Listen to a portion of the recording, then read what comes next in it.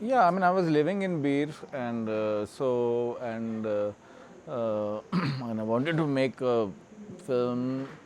Uh, uh, Perhaps I wanted to explore something different from what I had done in my previous films.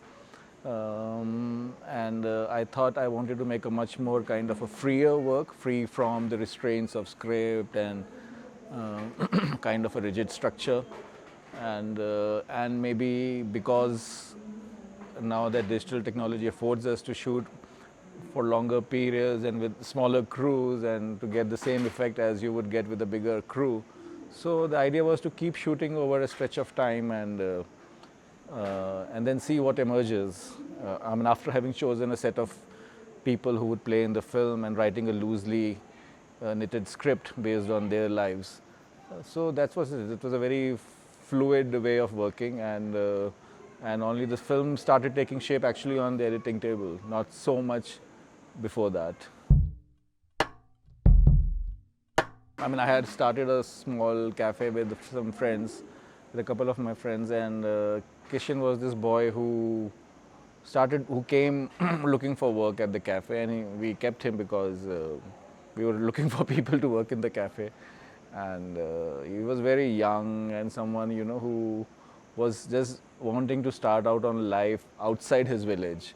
And so I could see a certain earnestness, and I asked him, why don't you want to study? He was just 16 when he came looking for work. And he said, I don't want to study anymore, and I don't think he had even passed his 10th class. And he said, I'm not interested in studies, and I just want to be here, maybe learn paragliding, work in the cafe, and then see where life takes him. So he was like really like wanting to, jump into this, into the adult world, like very eager to jump into the adult world. And and then when I was thinking of a film, I said, and then I happened to visit his village, meet his parents, see how, and then I myself was interacting with the locals in Bir and trying to understand what was going on in the area in terms of people's aspirations, how the younger generation looks at life different from their parents or grandparents. Hardly any of the boys were interested in, say, farming, and neither were they interested in going for higher studies. I mean, I was seeing all these kind of contradictions, between the people who were belonging to the place and people coming from outside. So, and everybody was moving in a way, people from coming outside, locals going elsewhere, local going to some other town nearby and working, and everybody's like, so just wanted to make a film about, I decided that this could be a theme of the film, just the comings and goings, and Kishan's own travels from his village to Bir, and then his desire to go elsewhere, and the people coming from outside. So yeah, and then that was basically the theme around which we started working out scenes. Somehow, whenever you go to a village, you find mostly women and older men. And I always found the women so lively, so jovial, and so welcoming, and almost the old women are almost flirtatious. The way they interact with you, the way they tease you, and also and that was the kind of a sensibility I really wanted to capture. And so we wrote these roles, especially around smaller roles around these women, and then maybe asked them to improvise about things we told them to talk about. See, some things are written, and they are then we discuss with them that you have to talk about this. Now, like the two women who are talking about the sons having gone out, and one son has come back, but he's always busy on the phone. So this kind was loosely told to her, and that woman doesn't have a son, but she was still able to imagine what it will be like to be a mother to a son, and so I was like, yeah. So we would try out different people in the village and see who was more forthcoming, who would naturally talk a lot. When you want somebody to improvise, you don't want quiet people. You want people who are actually very talkative. So it was just a question of finding the right people in the village who were naturally talkative and who would carry on, like if you gave them a suggestion, they would take it forward. Music I use, basically I get music composed before I edit the film, because I never show. I've been now second time I've worked with this musician. His name is Mark Marder. He lives in Paris, and he did the music for Chauthi Koot, and I never show him the film. Never. And I tell him, I send him the script and I discuss the film with him and the kind of quality, the emotional quality the music should have. And I just ask him to compose freely, without thinking. Sometimes he asks for certain images, some shots. This time I'll just send him like 2-3 shots to get a sense of how we were shooting. And then he sends me freely composed music, many tracks.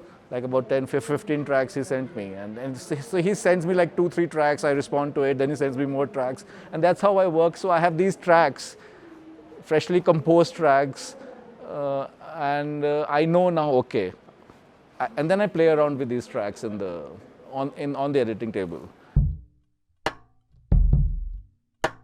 No, because it actually, that came from the fact that there was a fire in the village, twice. So the old man who's talking in the film, which I use it as an interview from people who are just passing by the village and they're interviewing this old man.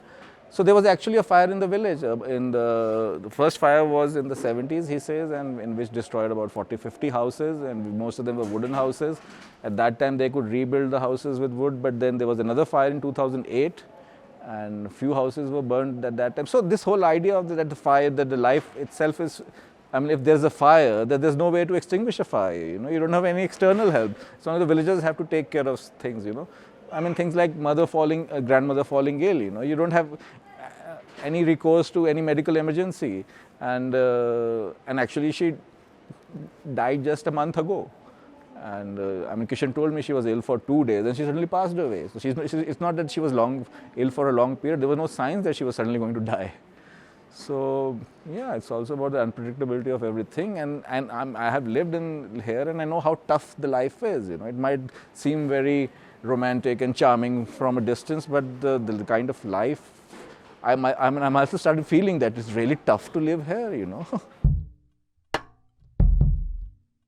This year, especially these two films, Ibaleu and Kisle's film, Aise Hi, I thought they are very these are just young graduates from FTI, and they have brought completely a kind of, they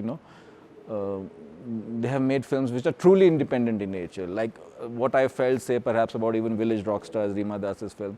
And these three films, I would say, are perhaps the most wonderful example of real independent cinema emerging in India.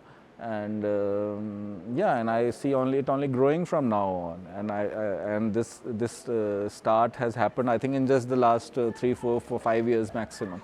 When I made my first film, Annegoda, there was nobody was talking of independent cinema, so it was really difficult to. It was a miracle I could make a film like that, because NFDC suddenly decided to support the film. Otherwise, it would have been impossible for me to make my first 2 films. And now I'm finding private support for making my films without depending on state support. So that's a welcome sign. And all these films have been made with small budgets, with private funding, and most of them are self-initiatives or friends getting together, and most of them come from the Film Institute. So I see a certain new kind of cinema emerging now. And of course, DIFF provides us this platform to independent cinema, and I think along with Mami and DIFF, these two are really the platforms for new independent. The new films which are emerging in India. I don't know. I meet a lot of young filmmakers. They approach me and they send me their work. I made the short film. Please see this. How should I go about looking for funding? I see a lot of impatience. We were not so impatient. We were willing to give it time, bide our time, and slowly work. And I feel now, because they see so much more than we used to do. And like a boy met me in Bombay. He's 21. He went to to Prague to study filmmaking. He's come back after doing a course in film direction in Prague. And he asked me, he said, and he's just 21, and he asked me, what were you doing in the 20s? I said, I didn't even know what to do in the 20s. So he's so already, you know, like he's suddenly feeling pressure that he has to do something now that he has finished his film school. So this kind of self-inflicted pressure is not good, you know. And I only say, you know, one learns from do assist if you want to somebody. But yes, assist somebody you think who is closer to your sensibilities, from whom you can learn. Look for a mentor. I was lucky to have a mentor like Manikal, and having a mentor is important, and I don't deny that. So along with finding a mentor and then practicing on your own, just practice, make films, whatever you get to make. I made many films before I started making feature films. I made money, I made corporate films, I made educational films, whatnot. Because even that, I was still learning, you know, everything, even if I was making it for a completely different purpose, and those are the films I never want to show to anybody. But that was practice for me, and I've learned from practice, I would say. If you ask me, I didn't learn anything at the Film Institute. So just practice, and you learn the most from your work. Do a film. Even today, I make a film, learn something from it, make my next film. So, I mean, Mani also used to tell me that one learns the most from one's own practice, you know. I mean, even a musician grows only by singing, you know. So this is our riyaz, you know. Riyaz karte raho apne aap.